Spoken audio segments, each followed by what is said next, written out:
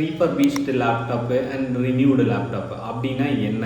So அதை பற்றி தெரிஞ்சுக்கலாம். வாங்க வீடியோவுக்கு போகலாம். வீடியோக்கு போகிறதுக்கு முன்னாடி நம்ம சேனலை சப்ஸ்கிரைப் பண்ணலைன்னா சப்ஸ்கிரைப் பண்ணுங்கள், பிடிச்சிச்சின்னா லைக் பண்ணுங்கள், பெல் பட்டன் கிளிக் பண்ணுங்கள், புது புது நோட்டிஃபிகேஷன் உங்களுக்கு வரும். வாங்க வீடியோக்குள்ளே போகலாம்.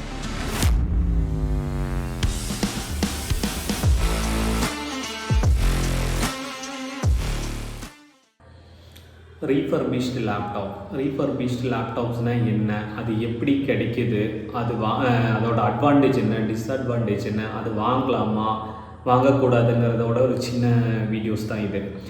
ஆக்சுவலாக ரீஃபர்பிஷ்டு லேப்டாப்னால் என்னென்னு பார்க்கலாம். பெரிய பெரிய எம்என்சி கம்பெனி பை பண்ணுவாங்க. ஆக்சுவலாக அவங்க இதுக்காக பர்ச்சேஸ் பண்ணுவாங்க. அது பார்த்துட்டிங்கன்னா பல்க் பர்ச்சேஸாக இருக்கும். ஒரு 1000 லேப்டாப்ஸ் 2000 லேப்டாப்ஸ் அந்த மாதிரி பல்க் பர்ச்சேஸ் பண்ணுவாங்க. இப்போ நார்மலாக பார்த்துட்டிங்கன்னா 2 செக்மெண்ட் இருக்குது. ஆக்சுவலாக கமர்ஷியல் செக்மெண்ட்டு, கன்சியூமர் செக்மெண்ட்டுன்னு இருக்குது.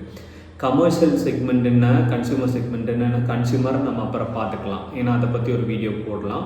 ஆக்சுவலாக கமர்ஷியல் செக்மெண்ட்டுன்னு பார்த்துட்டிங்கன்னா இந்த கார்ப்பரேட், ஆக்சுவலாக இந்த எம்என்சி இந்த மாதிரி யூஸ் பண்ணுற லேப்டாப்ஸ் தான் கமர்ஷியல் லேப்டாப்ஸ்னு சொல்லுவாங்க. ஃபார் எக்ஸாம்பிள் இப்போ நீங்கள் எல்லா இடத்துலையும் ரீஃபர்பிஷ்டு லேப்டாப்ஸ்னால் உங்களுக்கு தெரியும். நார்மலாக இந்த திங்க் பேட் இருக்கும், ஆக்சுவலாக லெனோவில் திங்க் பேட் இருக்கும், டெல்லில் லாட்டிடியூட் இருக்கும், அதே மாதிரி ஹெச்பினா ப்ரோ புக் இருக்கும், எலைட் புக் இருக்கும். ஸோ இதுதான் இந்த கமர்ஷியல் மாடல்ஸ்னு சொல்லுவாங்க. ஸோ கமர்ஷியல் மாடல்ஸ்னால் ப்ராப்ளம் அந்த மாதிரி கிடையாதுல்ல, நான் சொல்ல வரல. ஆக்சுவலாக அது நல்லா லைஃப் கிடைக்கும் தான், அது ஓகே தான். ஆனால் என்னென்னா இவங்க இப்போ நார்மலாக இந்த ரீஃபர்பிஷ்டு லேப்டாப்ஸ் எப்படி வருதுன்னா, இப்போ ஒரு கம்பெனி ஒரு 1000-2000 லேப்டாப்ஸ் பை பண்ணிடுறாங்க, யூஸ் பண்ணுறாங்க. இப்போ நார்மலாக கன்சியூமர் லேப்டாப்புக்கு 1 இயர் தான் வாரண்டி ஆக்சுவலாக. ஆனால் கமர்ஷியல் லேப்டாப்ஸுக்கு கம்பெனி ப்ரொவைட் பண்ணுறது 3 இயர் இது பண்ணுவாங்க. ஸோ இவங்க எல்லாமே ஆக்சுவலாக அந்த 3 இயர் நல்லாவே ரஃப் யூஸ் பண்ணிடுவாங்க. அப்படியே ஒரு ஆப்ஷனில் சேல் பண்ணிடுவாங்க. அது ஒரு பெரிய கார்ப்பரேட்டு தான் அதுவும் பை பண்ணுவாங்க. அதிலிருந்து எடுத்துகிட்டு நிறைய டீலர்ஸுக்கு சப்ளை பண்ணுவாங்க. அவங்க 500 லேப்பு 1000 லேப்டாப்பு அந்த மாதிரி எடுத்துருவாங்க. அதில் வாங்கிட்டு வரதெல்லாம் சீப் ரேட்டுக்கு கொண்டு வந்துடுவாங்க. அதில் கொண்டு வந்துட்டு அதில் இருக்கிறப்ப ரேமாக இருந்தாலும் ஹார்ட் டிஸ்க்கு, பேட்ரி இதெல்லாமே உங்களுக்கு தெரியும். நார்மலாக ஒரு லேப்டாப்போட ஹார்ட்வேர்ஸ் எல்லாமே ஒரு 1 இயர் 1.5 இயர் ஆகிடுச்சுனாலே 1 by 1 கம்ப்ளைண்ட்ஸும் காமிக்கும். இப்போ நீங்களே பார்த்துருப்பீங்க, ஒரு லேப்டாப்ஸ் எல்லாமே பார்த்தா ஒரு கரெக்டாக வாரண்டி இருக்கும். என்னோட வாரண்டி முடிஞ்சு 1 இயர் 1 மந்த்து தான் ஆகும், சம் கம்ப்ளைண்ட்ஸ் இருக்கும். ஸோ அதே மாதிரி ஒவ்வொரு கம்ப்ளைண்ட்ஸ், இப்போ ஒரு பேட்ரி இஷ்யூஸ் இருக்கலாம், இல்லை ரேம் இருக்கலாம், இல்லை ஹார்ட் டிஸ்க் ஒரு எஸ்எஸ்டி இந்த மாதிரி கம்ப்ளைண்ட்ஸ் வரலாம். இவங்கெல்லாம் என்ன பண்ணுவாங்கன்னா அதை இப்போ நீங்கள் ஒரு லேப்டாப்ஸை யூஸ் பண்ணுறவங்களுக்கே தெரியும். ஒரு லேப்டாப் கொஞ்ச நாள் வாங்கி ஒரு 2-3 மந்த்து தான் இருக்கும். லேப்டாப்ஸ் அங்கங்கே ஸ்க்ராச்சஸ் அந்த மாதிரி இருக்கும். அது யூஷுவல் தான், ஏன்னா எல்லா இடத்துலையும் வருவாங்க. எவ்வளோ நீட்டாக யூஸ் பண்ணுறவங்களுக்கு கொஞ்சம் பெட்டராக இருக்கும். ஆனால் இப்போ இந்த ரீஃபர்பிஷ்டு லேப்டாப்ஸை பார்த்துட்டிங்கன்னா பக்காவாக இருக்கும். ஆக்சுவலாக பிராண்ட் நியூ கண்டிஷனில் இருக்கும். எப்படி வருதுன்னா எல்லாமே பெயிண்டிங்லேருந்து எல்லாமே மாற்றிருப்பாங்க. So RAM, hard disk, battery. இப்போ ரேம் பார்க்குறீங்கன்னா இப்போ கரண்டில் ஓடிட்டுருக்கிறது ஆக்சுவலாக DDR4 அண்ட் DDR5. ஸோ இப்போ நீங்கள் ரீஃபர்பிஷ்டு லேப்டாப்ஸ் பார்த்துட்டிங்கன்னா உங்களுக்கு generation 4th gen, 6th gen, 8th gen இந்த ரேஞ்சுக்குள்ளே தான் வருது. ஏன்னா அதுக்கு மேலே இருக்குது. ஸோ நம்ம அதை பார்த்துக்கலாம். ஸோ அந்த இப்போ ஒரு 6th ஜென்னு இருக்கிற இதுன்னு பார்த்தீங்கன்னா ஆல்மோஸ்ட்டு கிட்டத்தட்ட 4 to 5 years back model. So அந்த மாதிரி இருக்கிற மாடல்ஸில் கண்டிப்பாக இஷ்யூஸ், பேட்ரி இஷ்யூஸ் இருக்கலாம், ரேம் ஒரு எஸ்எஸ்டி இருக்கலாம். ஸோ இந்த மாதிரி கம்ப்ளைண்ட்ஸ் எல்லாம் இருக்கும். இதெல்லாமே இவங்க சேஞ்ச் பண்ணியிருப்பாங்க. சேஞ்ச் பண்ணுறதுனா இப்போ ஃபஸ்ட் குவாலிட்டியாக எல்லாம் இருக்கிறதெல்லாம் போட மாட்டாங்க. இப்போ எஸ்எஸ்டியாக இருந்தாலும் ஒரு அன்பிராண்டடை போடுவாங்க. அதே மாதிரி ஆக்சுவலாக ரேமு, பேட்ரி எல்லாம் பார்த்துட்டிங்கன்னா ஒரு புதுசு இதோடது ஜென்யூன் பேட்ரி கிடைக்கிறது இல்லை. ஆக்சுவலாக சம் பிராண்டுக்கு மட்டும்தான் வருது, அது ரொம்ப ரேரு. ஸோ அந்த மாதிரி இருக்கிறதுக்கெல்லாம் OEM பேட்ரின்னு சொல்லுவாங்க. அந்த OEM பேட்ரிங்கிறதெல்லாம் லைஃபே கிடைக்காதுங்க. ஸோ லைஃப்னா ஒரு நார்மலாக பார்த்துட்டிங்கன்னா ஒரு பேட்ரியோட லைஃப், இப்போ ஒரு ஒரிஜினல் பேட்ரி நீங்கள் போடுறீங்க, கமர்ஷியல் போடுறீங்கன்னா ஐ திங்க் ஒரு 2 இயர்ஸ் இருக்கலாம், 3 இயர்ஸ் இருக்கலாம். ஸோ இந்த OEM பேட்ரிங்கிறது பார்த்திங்கன்னா ஒரு 6 மந்த் தான் வாரண்டி கொடுப்பாங்க. ஆனாலுமே அதுக்கோட லைஃப்புங்கிறது பார்த்திங்கன்னா ரொம்ப கம்மி, ஒரு பிலோ ஒரு 1 இயர் 1.5 இயர்க்குள்ளே தான் வரும். ஸோ மார்க்கெட்டில் அந்த பேட்ரி தான் வருது.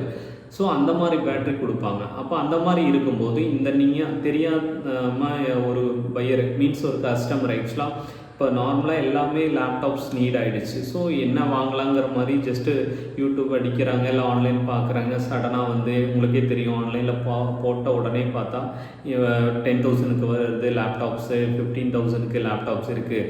ஸோ இந்த மாதிரி கேட்டகரி சொல்கிறாங்க. ஸோ சடனாக ரேஞ்ச் கம்மியாக இருக்குதுன்னு சொல்லி போய் பை பண்ணிடுறாங்க, பர்ச்சேஸ் பண்ணிடுறாங்க.